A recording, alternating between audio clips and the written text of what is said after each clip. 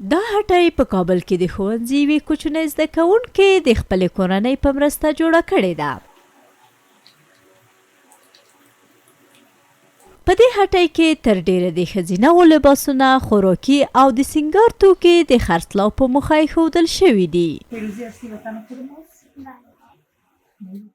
11 کلنه سلطانې امین لا هم په 6م ټولګي کې وه چې د ښوونځیو دروازې پر مخ وتړل شوې، خو دا قراره کې نه ناسته او له مور سره په مشوره یې دا هټۍ پرانسته. هغه وایي د ښوونځي تړل کېدو یې په روحیې بد اغېز کړی و، ځکه خو د روحي فشار کابو کولو لپاره دوکاندارۍ ته مخه کړه.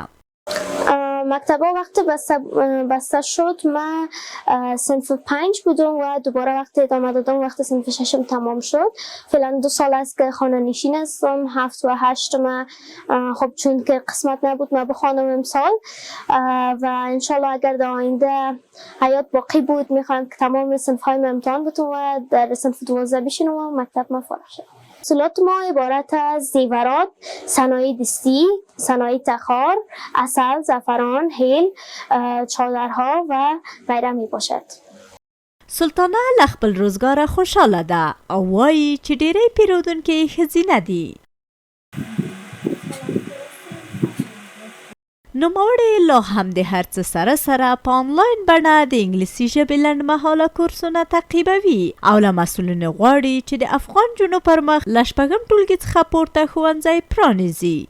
از امارت اسلامی است که زن به خانه آشپزخانه نیست، باید درس بخونه، باید تحصیل بکنه و طبقی که در دین اسلام هم پیامبر صلی الله علیه و سلم فرمودن که علم بر هر مرد و زن فرض است. پس وقت دین هم قبول داره ای که علم بر هر مرد و زن فرض است، وقت تمام مسلمانایی را قبول دارن باید ما درس بخونیم. نوموړې پر نورو نجونو هم غږ کوي چې پر دوی له لګول شویو محدودیتونو د فرصت لپاره ګټه واخلي او خپلو هیلو ته د ځان ورسوي. سرای گفتنیم است که هیچ وقت به هیچ چیز تسلیم نشوند، چون اگر آدم تسلیم شود اصلا هیچ چیز پیش نمیره.